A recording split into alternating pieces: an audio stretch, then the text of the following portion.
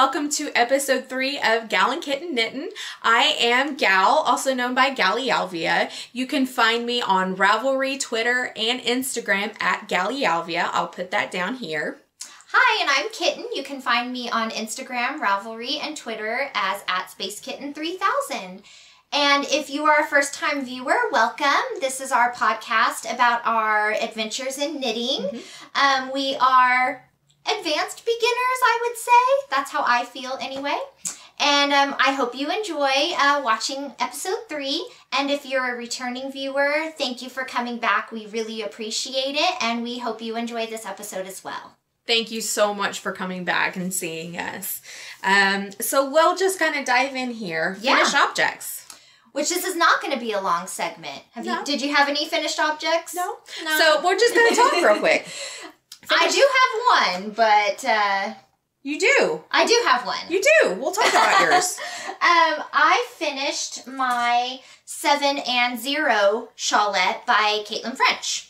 And mine's actually more of just a full-on shawl. It's not really a shawlette. You kind of just did a repeat of 8 rows until it was the size that you wanted. And I decided I wanted mine on the larger side. And then... I added tassels to it too, which was really fun. So yeah, it's all finished. It's black and kind of a taupe and gray stripe.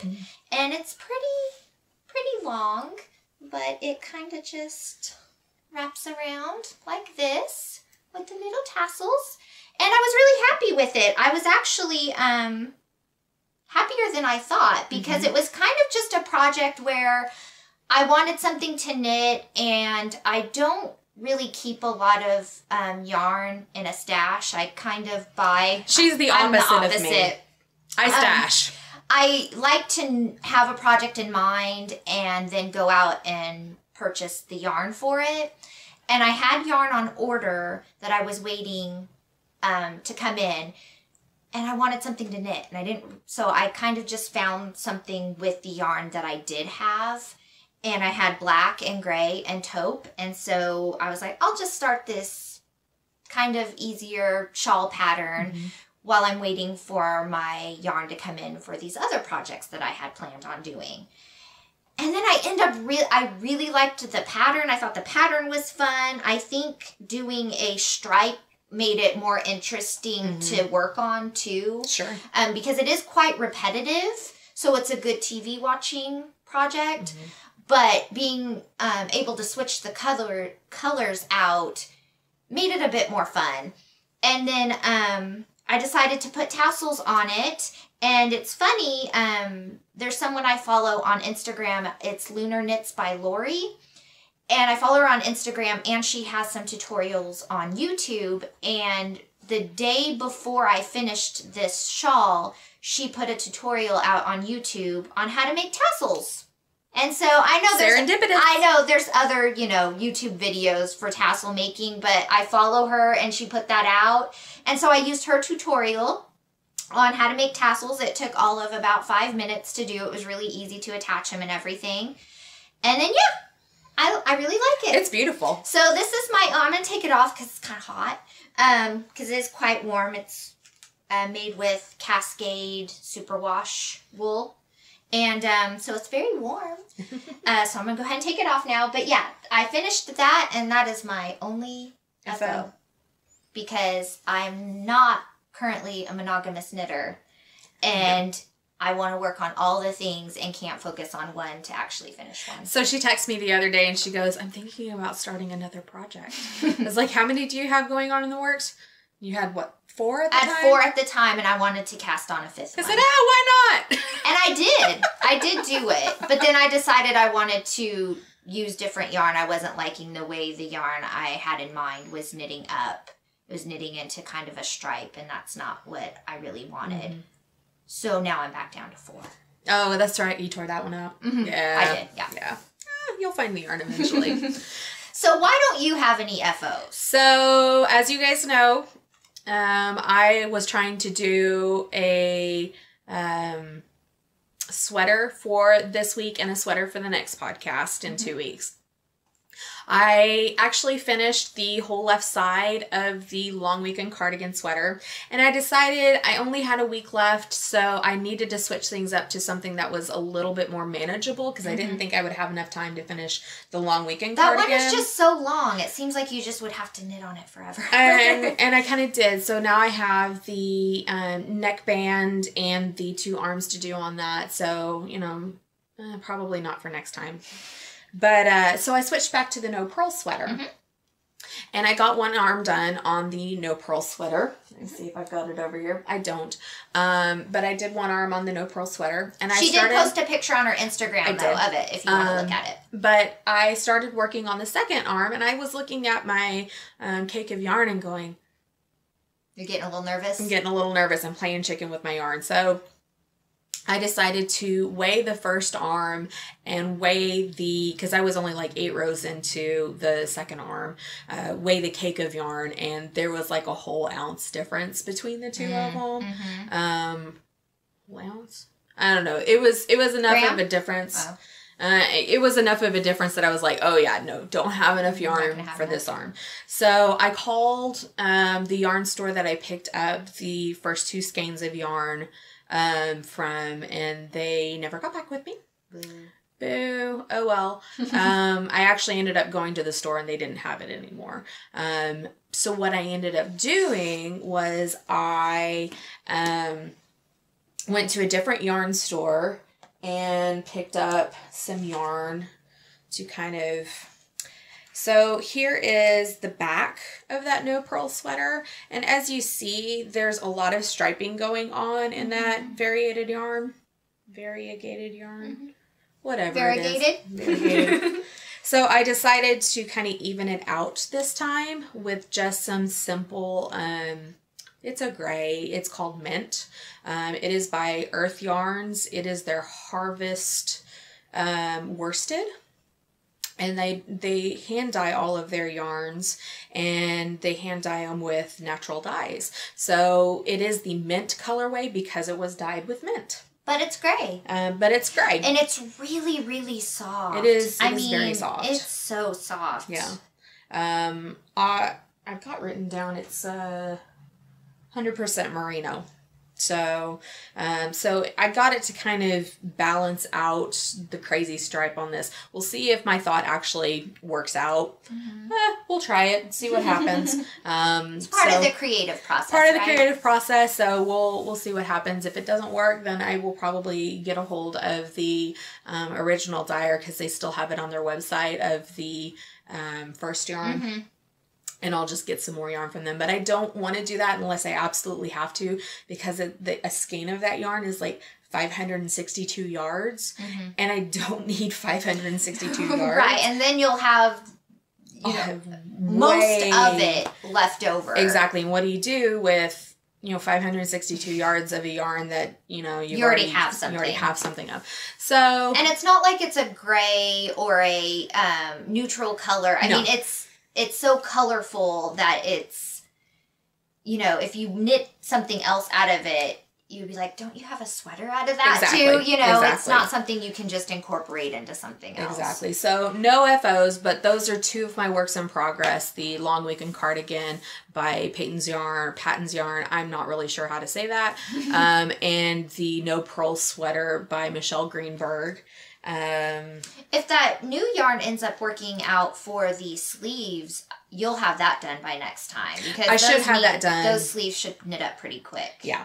Yeah. It's just a matter of focusing on it because I have all the things that I want to do, and I almost cast on another project this morning, and I just kind of ran out of time to cast it on. So what were you going to cast on? The Butter Mellow hat. Oh, yeah. I'll do that too. Yeah. And I'll show you with what later. Yeah, I will too. And I also, works in progress, have my Knit Night shawl. I did actually manage to do, I think, 1 row on that this week. I took it to a concert and was intending to knit through the concert. And the concert was just so good, you guys. It was Alan Doyle of Great Big Sea. Oh, when'd you go to that? Blue Door. Oh, was that last week? It was actually Thursday night. Oh, okay.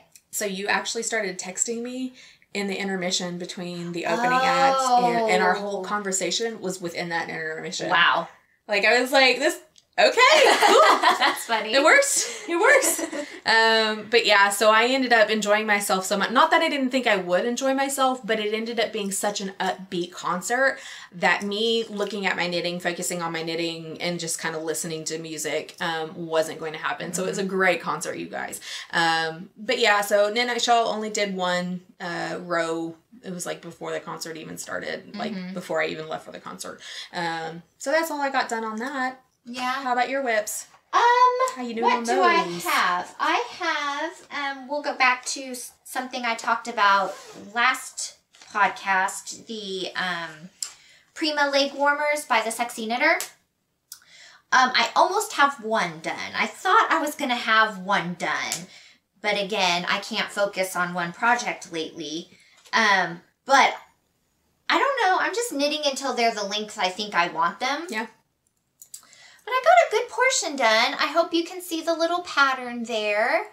But yeah, they're fun, but it's a little bit frustrating because every so often I will just come up short a stitch. I'm supposed to have 69 stitches, and every so often I'll come up with 68.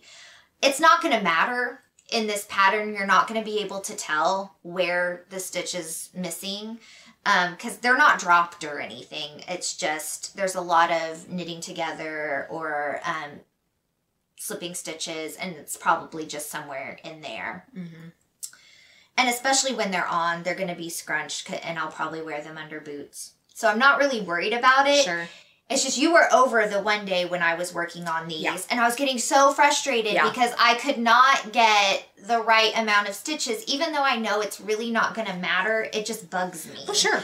But it's a repeat of, the lace is a repeat of 4 rows. 2 of them are knit, just knit rows, but the other 2 are a lace pattern. And for some reason, I just can't always get it right, but like I said, it doesn't really matter. So I'm just gonna knit on them until I feel like they're the length I want. In the pattern, it says you're supposed to do 31 repeats of the lace pattern. I haven't even been keeping track. No. I'm just gonna do it and then match it up when I do the second one. I'm not, if they don't match, I'll just scrunch them more or something. I don't know. So problem solver, right? Yeah, I'm not too worried about it. No.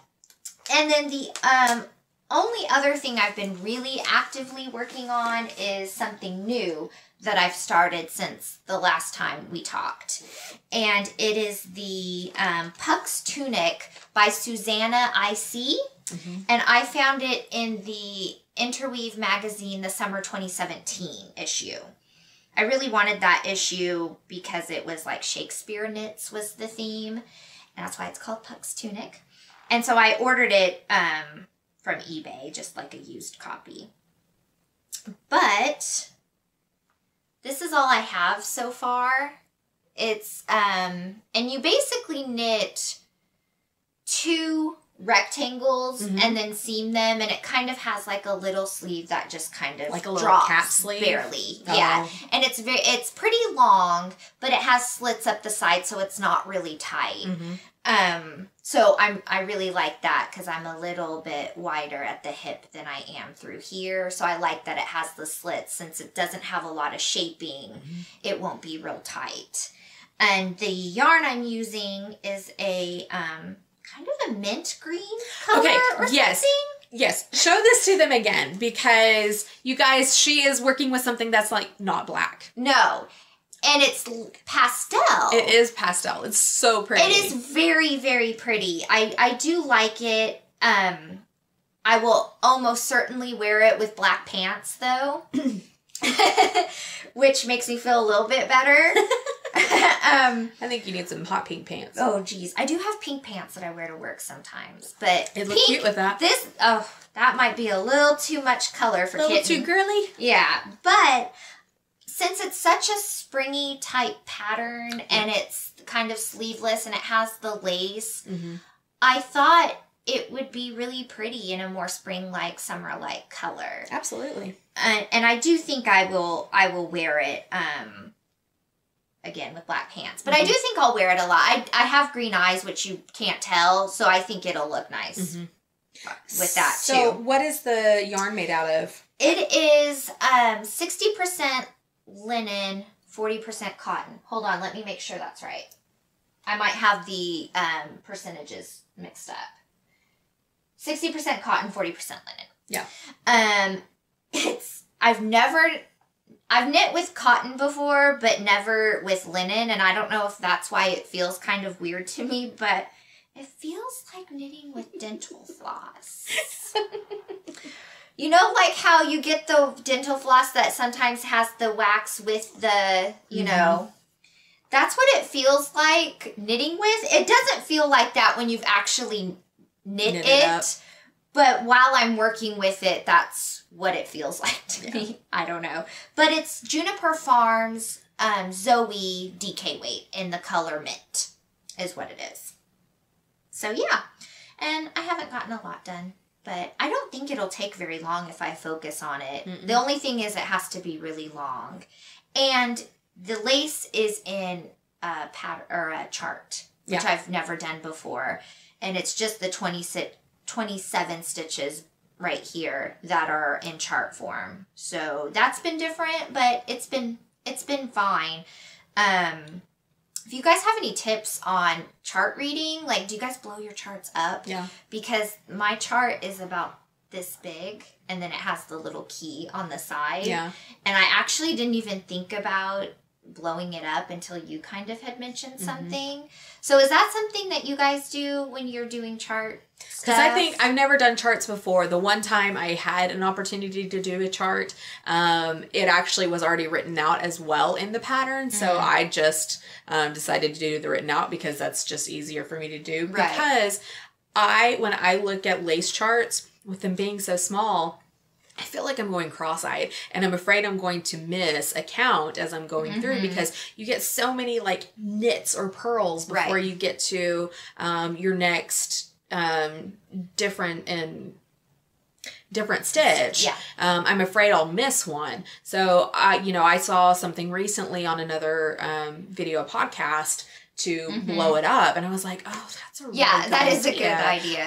If I ever have to do lace charts, that's probably exactly what I'll do. But yeah, if you guys have any tips or tricks to help Kitten out, to help me out whenever I get to there, let us know. I even thought about just typing it out from the chart, but I didn't know if that would really be easier because almost every stitch in the lace pattern is different, and so I didn't know if that would really help me keep track of where I was. And I was like, I'll just try it with the chart and see. And it was fine. I don't really think it slowed me down too much because I started to memorize the key pattern a little bit. So I'm probably just going to stick with that unless I just really, really start having a hard time for some reason. And then I may type it out. But I don't think that'll be the case. I don't think so because you've just already banged out as much as you have. And it's looking gorgeous. Thank you. But yeah, that's all I've actively been working on. Of course, I still have a couple things that I've talked about previously, but I just haven't been really working on them much. Not the Wonder Woman shawl? No. Now, I did have some, I posted a thread on Ravelry, on our Ravelry page, asking for any input on my dilemma that I talked about last time. And Yarnder Woman, one of our viewers, did respond, and thank you so much. Yes. It was very, very helpful, and it made total sense what you were saying. And that's what I'll try to do. I'm still nervous about it, even though I have a better plan of what I need to do. I'm still nervous about it, so I still haven't worked on it. It's still in my little bag. Well, like you said, you've had like all these different things that you've wanted to focus on. Yeah. So you'll bounce back to it. I will. But thank you for your help. I really appreciate it. I think that I will take your advice and just try to work from what is correct and try to figure it out that way. And I'll let you know because I will work on it again and I'll let you know how it goes. Yeah. So that's great. Yeah. So we've gone through all of your whips. Yes, that's it. What queued up projects do you have? Do you have one? Well, not. I do have the Butter Mellow hat by, what does she go by? Jaymie Moore. Yes, Jaymie Moore from the Strings and More podcast. She has a hat, and I do have a particular yarn that I am going to use for that. But other than that, I think that's all I have right now. Yeah. I do have a shawl in mind, but I'm not certain because I don't know if I have the yarn for it or what I actually want to do. It's what I frogged. Oh. So I don't know, but really I think I'm going to do the hat because I know exactly what yarn I want to use. Hopefully it'll be cold enough sometime for me to wear a warm hat because it has not been very warm lately. No, it's very cold. Yeah, that's what I meant. It's been warmer than usual. It's like 60 something degrees Fahrenheit here today in Oklahoma. So wearing knitwear, not really something we can get away with right now. And normally it's much colder this time of year. Yeah, February is it's really cold everywhere, I feel, in February in the northern hemisphere. But yeah, February tends to be our really cold month, so maybe we'll get some. It's very frustrating when you're a knitter and it doesn't get cold enough for you to wear what you've made. We need to get better at, like, you're knitting your spring. We need to get better at knitting spring and summer. That's kind of what I feel like my thought process has been lately, that I want to not knit for the season it currently is, but for the upcoming season. So that the things will be ready for me. And not that I won't knit spring or summer type things in spring and summer, but maybe projects that will take a bit more time. You start bit before, so they'll be ready to go and you can actually wear them when the weather, is appropriate. So I think that's kind of why I've been knitting some more summery stuff, and I've been looking at patterns for tank tops and, short sleeve tunics and stuff a lot because I want to have it ready for the season. I need to get better at doing that because right now I'm just very fixated on sweaters. Winter. Yeah. Well, sweaters just because I want to get those off my needles. Right. But off my needles. You have a couple hats planned, don't you? I do have a couple hats in my queue. So I also have the Butter Mellow hat. So thank you, Shanna from Strings and More, the Strings and More podcast. She just knit a hat, the same hat, Butter Mellow hat, this last week. Week before. It was on their last podcast. It was on their last podcast. And I didn't even know it existed. And I loved what she did. She paired a skein of yarn with a mohair lace, and one of her skeins of yarn with a mohair lace, and I loved that halo that the mohair gave to that hat. I hadn't watched the podcast yet, and Gal texted me and she's like, I'm gonna knit this. I've already got the pattern. I know exactly what I'm gonna do. Gonna do it. And so I already had some mohair and didn't know what to do with it because, again, I'm a stasher, and decided that, this would be perfect for that hat. I just need to find a base yarn for it, which I will show you here in a little bit. I did find a base yarn that I acquired this last week because I needed more yarn. So that is in my queue, and I almost cast it on this morning. Didn't happen. So it probably will happen at some point because I need something just to de-stress knit. So I've got that hat in my queue. And the name of it's a Harry Potter reference. It is a Harry Potter reference, which is so wonderful. So I've got that hat in the queue, and I'm going to have to look up the name of it. It's like the honey quick cable hat. We'll put it in show notes. I'll put it in the show notes, and I'll put it right here as well. Put a picture of it somewhere. But I was asked, I knit this for Christmas for my niece, and her cousin, I guess, has just fallen in love with it and wants one for herself. So my sister-in-law asked me today if I would knit her niece another one, and I asked her, what's favorite color? Well, it's black, so I get to do a black hat. Yay! I thought immediately of Kitten. So her favorite color is black, so I will be knitting a black cabled hat. for a little girl in Canada. Aw, so sweet. It is so sweet. It makes me feel so good that my hat is so loved. Oh, I know, that's so sweet. So I got that. That will be in the works here in the next couple of weeks because I want to get that done while it's still winter up there for them. And then I have the cabled cat ears hat by Lorna Watt. I want to do so that cute. One. It is so super cute. I want to do that one here. Oh, I do have an FO. You do? I do have an FO. The pink hat? The pink hat. Do you want to go get it? I don't know where it is. Oh. So you can put a picture of it. And there's a picture on our Instagram. There's a picture of my Instagram. And it's of another kitty cat hat. I like cats. I like kittens. I'm surprised I don't have a cat hat yet. I know. I might have to do that cabled one because it's really cute. Yeah. But for the Women's March, which I actually ended up not going to for, I forgot I double booked myself that weekend. She came out and hung out with me. I did. I had promised Kitten I would spend some time with her. And so I was like, oh yeah, I can't go to the Women's March. Kitten is more important to me than, well, that's not true, but women's rights and all that is pretty important to me. But she needs double booking. Yeah, girl time. I needed girl time. So I ended up doing that. But in preparation for this, I decided to knit up a new hat because the hat that I did have before was one of the very first hats that I ever had knitted. And it was super loose on my head. Didn't look cute to me. On me, and I actually ended up giving it to Kiki, because who we'll talk about later. Who we'll talk about later. And the hat looked super cute on her, so I was like, "You want it? You can have it. I think it looks great on you, and I know you're gonna go to the march." So she got that hat. So I did make this hat. I will put a picture of it somewhere around here, or put a picture of the actual patterned hat somewhere on here. So yeah, I forgot about that hat. I did too, obviously. And again, she knits hats in like 2 hours, so she got that one done in like an evening. Well, yeah, that one was like a 4-hour hat, but it was a bulky weight, so it knitted up super quick. That was great. Now the cabled cat hat is out of bulky also, right? It is out of bulky. So it'll be a quick knit. So it will be a quick knit, and I'll go ahead. We will segue over to Kitten's Corner. Yes. We have exciting stuff for Kitten's Corner. Exciting stuff for Kitten's Corner, you guys.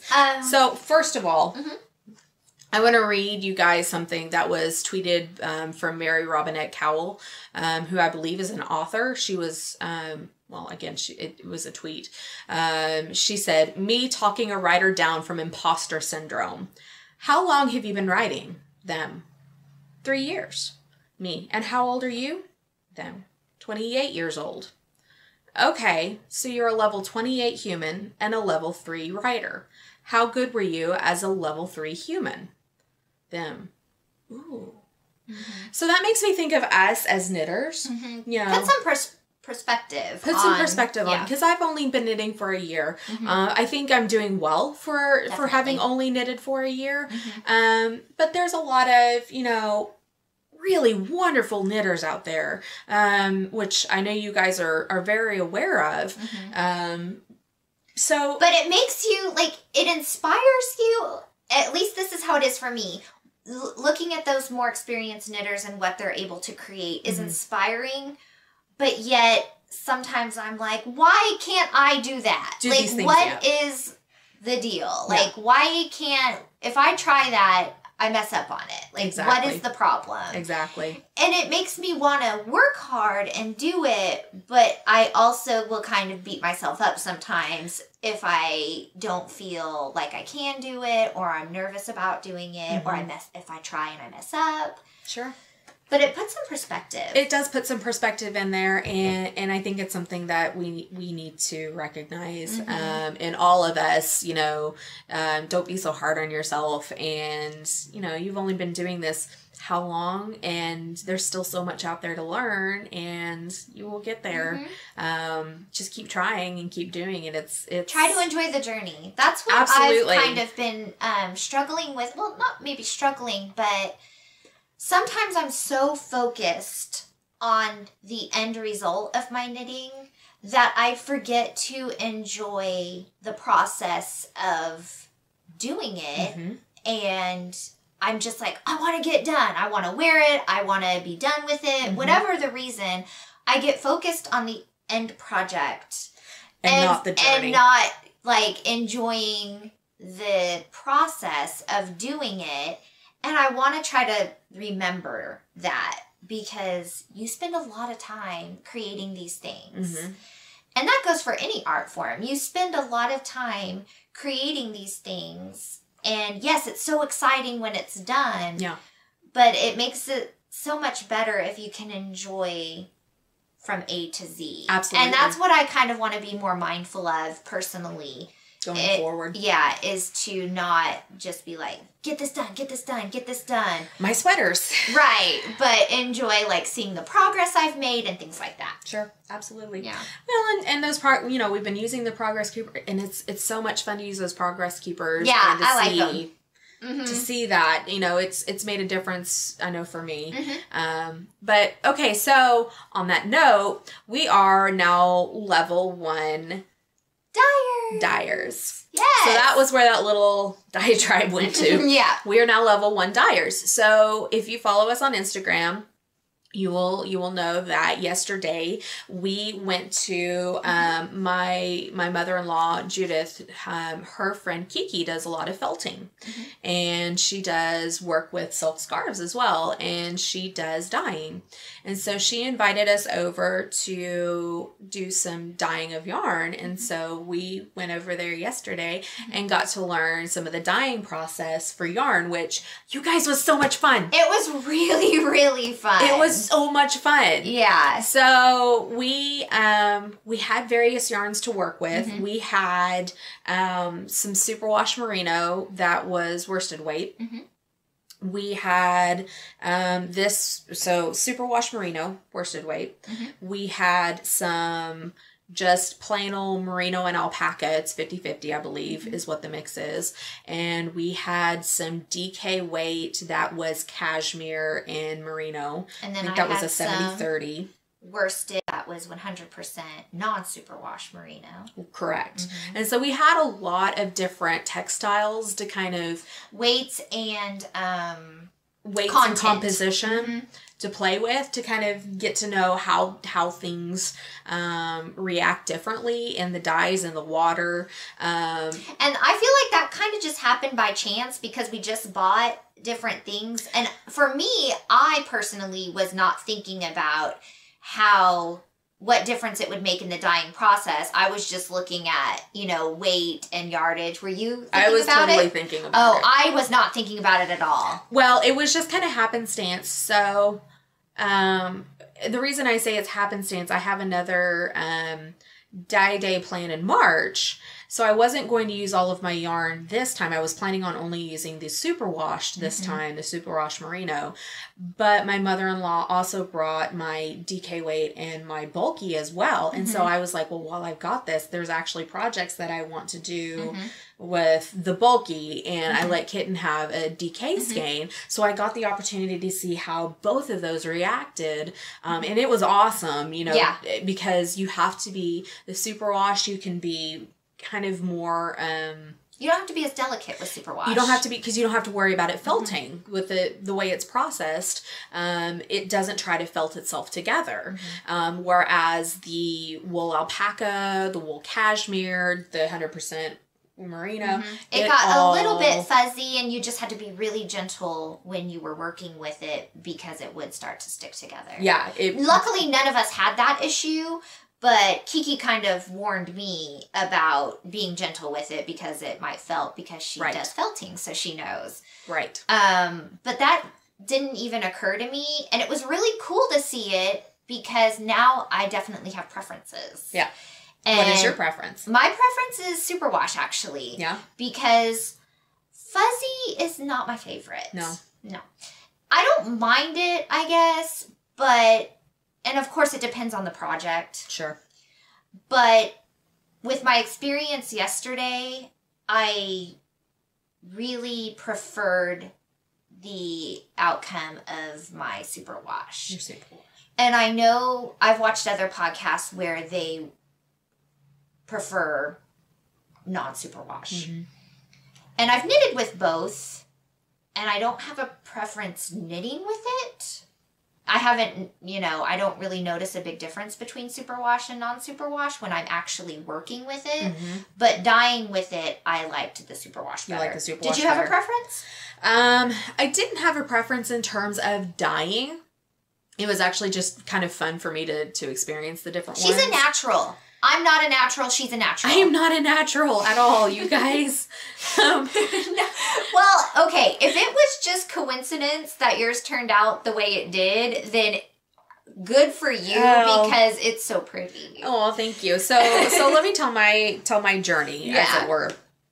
And I won't make this too long. But we started off with a teal, a violet, and a fuchsia is what this color is. And it turned out really pretty, and I thought I wanted to go with the bright jewel tones for a sweater because I have 2,200 yards of this superwash merino. And that's worsted. And this is worsted weight. But it was kind of pointed out to me, and I was kind of second guessing myself anyway, that maybe it was too bright, too much for a whole sweater. And I agree, I was already second guessing myself. So I ended up dyeing a second skein, darker. Beautiful. I hope this color is coming through. But it's, again, the same colors, the teal, fuchsia, and violet. But I really worked hard to saturate it. So the water didn't go clear at any point in time. It didn't exhaust the dye. But, again, I'm picking off animal hair. Sorry, guys. We have animals. But I really like the way this turned out. So all of the rest of the skeins, I have 2 like this, and then I had 8 like this. So I may not have enough. I may have to over dye these. I just kind of ran out of time. But I may not have enough to do a sweater, just depending upon what I'm wanting to do. But yeah, the other ones, there's some white still throughout it. I didn't get it quite saturated in some places on others, which is why I say I'm not quite a natural, because there is some inconsistency throughout. I think you have a really good eye for the color choices, because your color choices were just spot on. I mean, they worked so well together, and how saturated your second one. I mean, the first 2 you did are really saturated. They're not as deep, and there's white, and they're still really pretty. But then your second batch that you started doing, you just really, I felt like you really knew what you were doing when you were getting those colors in there and how long you were letting it sit and things like that. Well, I was just there again. I was playing with it and just kind of seeing what was working for me. But I don't know what's right and what's wrong. I just kind of know the basics, and we went with it. And I just kind of said, well, I think this has gone long enough. Let's try it. Right. I think what we both learned, we learned a lot yesterday. Yeah. But the steps that you perform to dye yarn are simple. They're not complicated. No. And there's not a lot of them. No. We did I don't know. There's several different methods you can do. We did the hot boiling water method. There's a crock pot method, and there's some other methods. But we were just using boiling hot water in tubs. But all the steps that you do are very simple. Yeah. But getting the results that you want is an art form. Absolutely. Definitely an art form. Yeah. And it's crazy because I like my yarn. None of them came out like I intended. But yeah, getting the effects and the colors and the tones that you want really takes some practice. So really takes some practice. We actually had 2 different brands of teal. Yeah. The teal that's in that, we both wanted teal. We both wanted teal. And we used 2 different teal. These are both teal. This is the teal that I used in the other colorway. And this is the teal when we realized we had a second color teal. This is actually what I wanted for this bulky for the cat ears hat. I'm planning on using this guy. so we ended up, I mean, there's a lot that you have to consider, and including your source, because these teals were two different brands. And they were both just called teal, right? And they were both just called teal. And this is more of a green blue teal, and this is more of a gray blue teal. Yeah. Which I like them both, but that was actually what I had in mind, and we were using this teal first. Yeah. And I love this because I love blues, but that's what I had in mind. So they're quite different. I don't know if they're showing up super different on camera, but they're very, very different for both being teal. Yeah. Oh, and by the way, this is what I'm going to use for my Buttermellow hat. Nice. Yeah, is this pretty blue. And it's this is the worsted non-superwash. The 100% merino. Yeah. So, yeah, and then... So you did lace weight as well. I did, and it's crazy, you guys. And I already caked this because I really, really, really wanted to see what it looked like caked. And it's crazy. So it's rainbow. It is absolutely rainbow. It looks like every color in the crayon box. And what is crazy is I used 3 dyes. I used teal. Did I use the first teal or the second teal? Did you use teal or national? Oh, I used national. She used national. I used national, which is like royal blue. I forgot. That is what I used. And then I used violet. No, it was purple. It was called purple, but was actually more of a fuchsia. But it was called straight up purple. Yeah. And then I used yellow. Like, just straight up yellow. Straight up yellow. Your primary yellow. And I swear I got every single color that you could think of. Scanned up, it was like rainbow of colors. It was just gorgeous. It kind of looked a little tie-dye to me when it was like laying out, and I was like, ooh, that's a little hippie. Like, I'm not so much into the like hippie tie-dye. But then that's kind of why I wanted to cake it. I caked it this morning because I really wanted to see what it was going to look like, if it would look less tie-dye. And so, yeah, there's a million colors in here with just 3 dyes. Yeah. There's reds, blues, greens, whatever. So to those of you who actually dye professionally, kudos to you for figuring out the dyeing process and being able to replicate it multiple times over and over again, because this is nowhere near what I was thinking I was going to be making when I put those 3 colors together at all. But I don't know. Like, I was thinking I'm never going to wear anything with this. Like, it would be a pretty shawl, but not for me. I don't know. Yeah. But it's cute. It is cute. It just very looks pretty. Like crayons. And then I also, this is the DK. And I used burgundy. Yes. Burgundy, right? I used burgundy on this. And it's burgundy-ish. It wasn't really what I was thinking it would be. No, you were wanting more of a red. But I like it. Yeah. It's pretty. And I think I'm either going to make a hat or I found a cowl pattern this morning. Oh.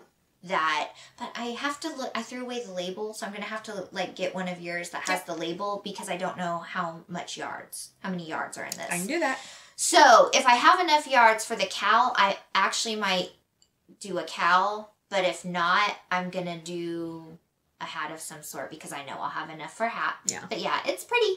It's just a solid, and it's pretty, consistent. Yeah, there's not really any light or dark spots at all. And this one is solid, but there is variation in it, actually. I think that variation is beautiful. Yeah, I like it a lot, and I think it'll be really nice for that hat. Yeah. And then the other one I did is also worsted 100% merino non-superwash, is this one. And it has moss green, gray, and the original teal. The original teal from my other one. I feel like it's a little muddy, but I don't think it really is. I think there's just not as much contrast as I thought was going to be in my head. This is the first. This is the very first one I did. I went first in the thing, and I was like, okay, this is what I'm going to do. I want gray, green, and teal. And we really hadn't had an opportunity to see any of the colors yet and how they were actually going to perform as we used them. So I kind of just was like, yeah, this will be, because they don't always match what is actually in the little container. So I was thinking of not so much a moss green, but a brighter green. But that's okay. My husband actually really liked it. So I don't know. He didn't ask me to knit him anything, but maybe he would want a scarf or something. But it might be cute as a hat or something too. Yeah. I had intended to use these together in a stripy tank top sweater, but I'm not going to do that. Just because the contrast, they just didn't work like I thought they might. So I don't think there's enough contrast with them together. They certainly go together, but not for what I had in mind. So I'm just going to use them separately. That works. Yeah. So those are the 4 that I did. I didn't do multi skeins of anything. I just, I had brought 3 with me, and then Gal gave me the DK. So I just did kind of 1 of each, and yeah, it was fun. Yeah. I really, really liked it. I definitely want to do more dyeing. Yeah, we'll do it. I thought it was so fun, and I feel like once you get familiar with the colors that you have, that you can make exactly what you want. Absolutely. And I think I mean, Kiki, thank you so much. If you're Absolutely. watching, she was such a great teacher. Yeah. And so sweet, letting us use all of her dyes and her workspace, which was amazing, and teaching us all these things and tips and tricks. And it was just so lovely to have somebody that knew about dyeing, because like we had talked about earlier, I like to learn hands-on. And so that was perfect for me. Yeah. But I loved it. I totally want to do more dyeing. Are you going to do more dyeing too? I'm definitely doing more dyeing. That was a blast. I won't dye all of my own yarn by any means. No.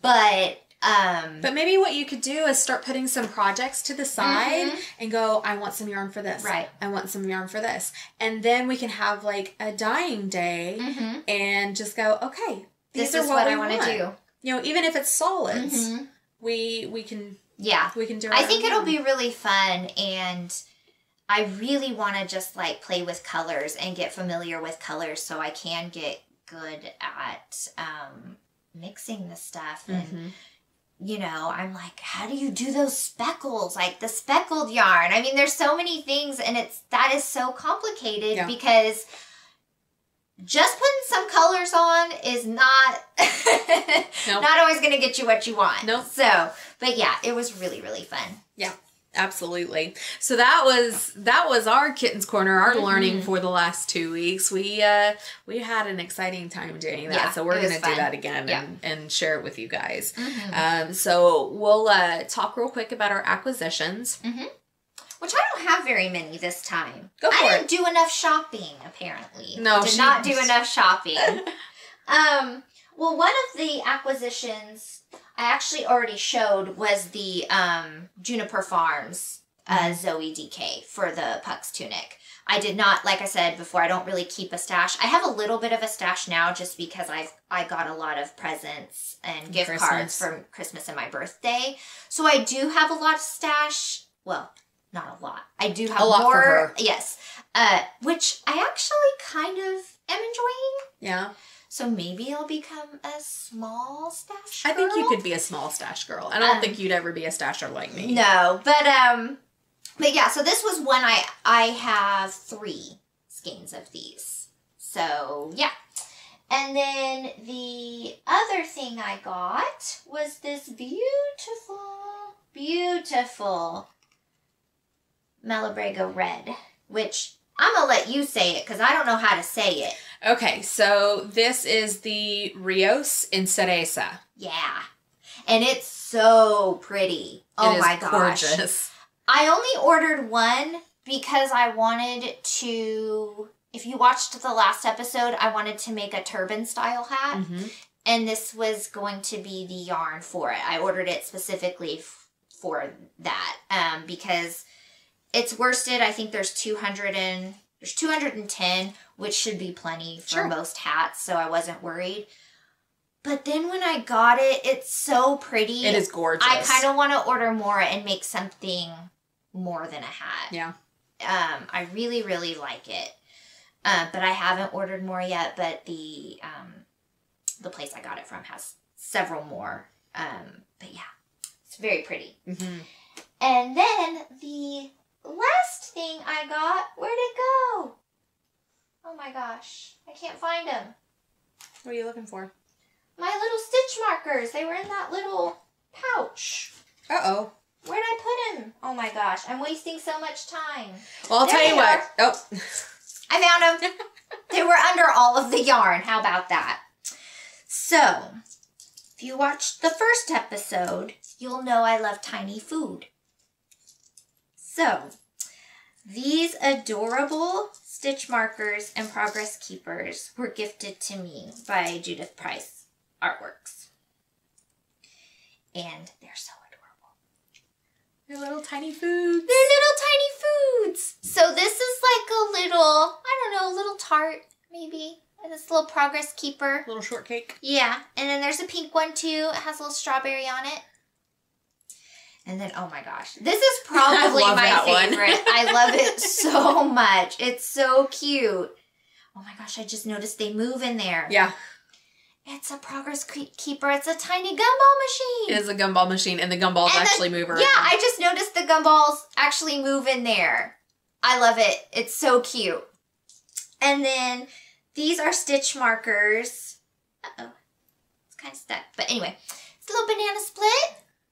It's so cute. And then a little cupcake. And they have like little rhinestones around them. I don't know if you'll see that, but they have little rhinestones. And then the other two stitch markers I'm actually using on this is kind of my other favorite. It's a tiny popcorn. It's like a little popcorn container. Tiny rhinestone popcorns. Yeah, and it's pink and white striped, and it says popcorn, and then the popcorn are little rhinestones. It's so cute. And then the last one is a little piece of cake. And it's inside, it's pink, but it's rhinestones. So cute. I love them so much. They're adorable. And thank you so much for giving me these. I love them. So yeah, those were my acquisitions. Wonderful. This time. You got some good ones, huh? I did get some good ones. So I am a big Doctor Who fan, as you guys know from previous episodes.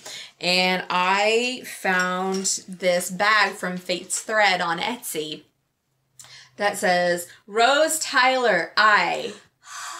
Oh my gosh, you guys. Oh my gosh. Oh. All the feels. All the feels. Rose Tyler, I. Yeah. So I had to get this bag. And inside this bag are the cakes for the Butter Mellow hat that I'm wanting to do. So I already had this mohair. It's like a blue and a green.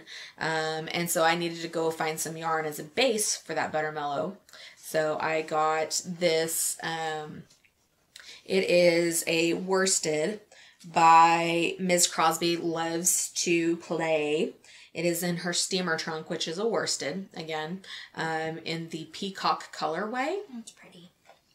And those go together so good. It just was happenstance. Just was happenstance. You know, I took this with me to kind of decide. But yeah, I saw this and was like, that's it. And it was a worsted, so double bonus. Because I kind of thought I wasn't going to be able to find a worsted. That worked out well. Worked out very well. And then I got this Sailor Moon inspired pouch from Adorpheus on Etsy, because again, Sailor Moon I love, and it's just really cute. So now I've got a second little pouch to put all of my little novelties in, so I can have multiple pouches. Yeah, I was just gonna say her goal is to have a pouch for each project bag, so she doesn't have to continuously like look for her pouch. So, and then contained within we talked briefly last time about iron-on numbers for interchangeable needles. And we got these from Southern Woolly's Etsy store. And she also has, I say she, assuming she's a she, but she also has iron-on numbers for interchangeable cables as well. So if you have a cable holder, which I think that will be one of my next purchases, because I really want something for my cables. So she also has that as well. And if you like metric numbers, she has your metric numbers too. Yeah, I got those that set too, but I haven't put mine on yet. No. Maybe I'll do that this evening. Yeah. And then I got that Earth Harvest worsted for my no pearl sweater that I've already talked about. The gray mint. The gray mint. So that kind of concludes all of our whips and acquisitions. We need to do more shopping. We do need to do more shopping. No, we don't. No, we don't.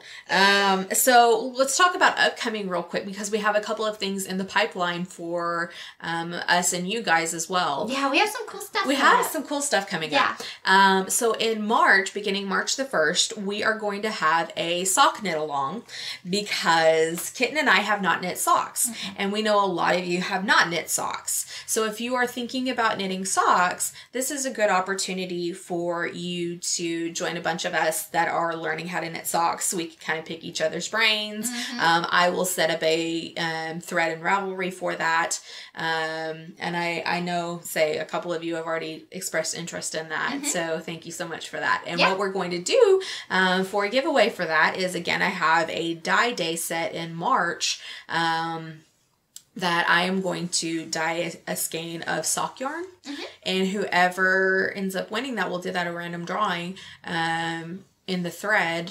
Whoever ends up winning that winning that knit along will win that skein of yarn. So, so you can make more socks. Yay! And we'll do that the whole month of March. Yes. And I think actually with this crazy paint box color yarn, I'm going to do my first socks. Nice. So that'll be kind of fun to have my first hand-dyed yarn and my first pair of socks. Just all together. Yeah, because I will wear crazy color socks, like, all day long. So I think I might do that. That might be kind of fun. And kind of sentimental, too. Because it's probably something I'll keep, and I'll be like, when I'm a very advanced, famous knitter, I'll be like, oh, look, this was my first pair of socks and my first hand-dyed yarn. So, you know, the hashtag that's going on right now on Ravelry, the hashtag my first sweater. Oh, yeah.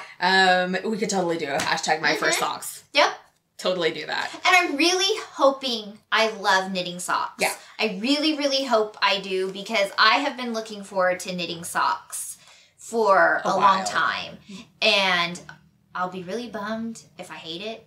I don't think I will, though. I don't think you will. I really don't. But I'm really excited to start, because I love knitting with fingering yarn. It's one of my favorites. And there's so much pretty yarn out there that if I can knit socks, that would be awesome. So I'm looking forward to it. And we both like having fun, funky socks. So that'll work right up for us. Yes. So I hope you guys, some of you out there are excited to knit maybe your first pair, or more than your first pair. Yeah. If you have knit socks before, still join, because some of us first timers may have questions or problems that we will need help on. Yeah. What's the best heel? Yeah, exactly. What's the best heel? There's so many options. Do you prefer toe up or cuff down? Absolutely. There's so many things. And so, yeah, if that sounds fun to you, we hope that you join and knit your first or 100th pair of socks with us. So that'll be going on the whole month of March. Yes. So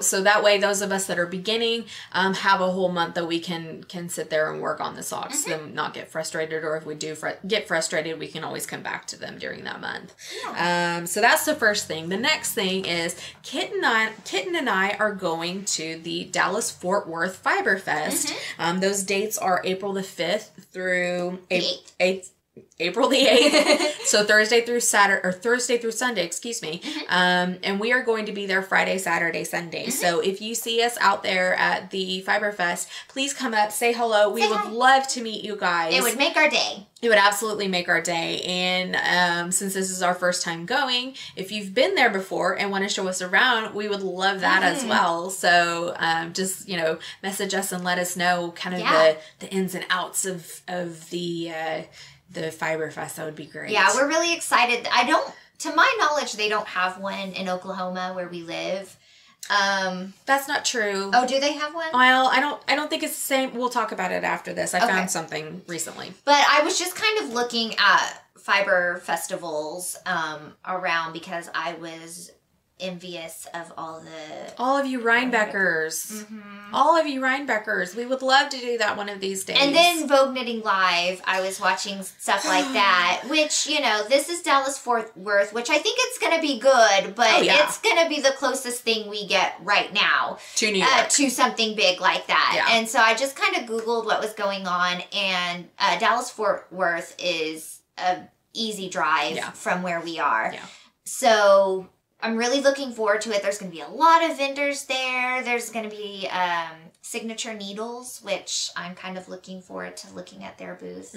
They're going to be there.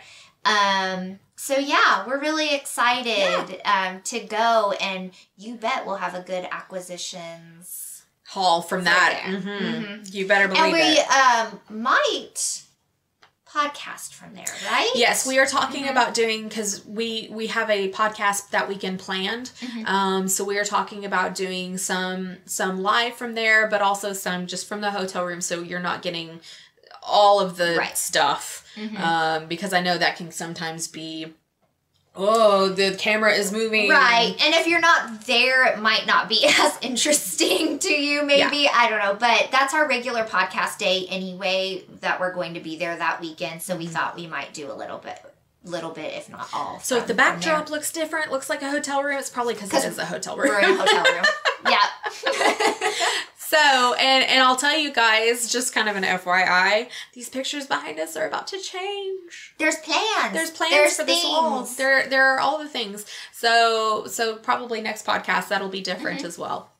But that is it for us this week in Kitten Knittin. We thank you guys so much for coming and joining us and listening to us for this last hour. And thank you to everyone who's left comments. It makes us feel so good. It does. You guys are the sweetest. And thank you again to those who replied on our Ravelry thread in regards to my Wonder Woman shawl predicament. And we're just having so much fun, and we're glad that you're here with us because you guys make it better. Absolutely. So if you're interested in future episodes, make sure to subscribe below. If you liked us, give us a like so other people can find us as well. And if you have any questions, always feel free to comment down below because we will answer them as quickly as we can. Absolutely. You know, we had somebody do that last episode, and it was great to get the information that she needed out there. So if you, again, have any questions, need to talk to us, want to give us some tips or tricks, you can find us on Ravelry, Twitter, and Instagram as well. So thank you so much, and we hope you have a great couple of weeks. Happy knitting. Bye. Bye.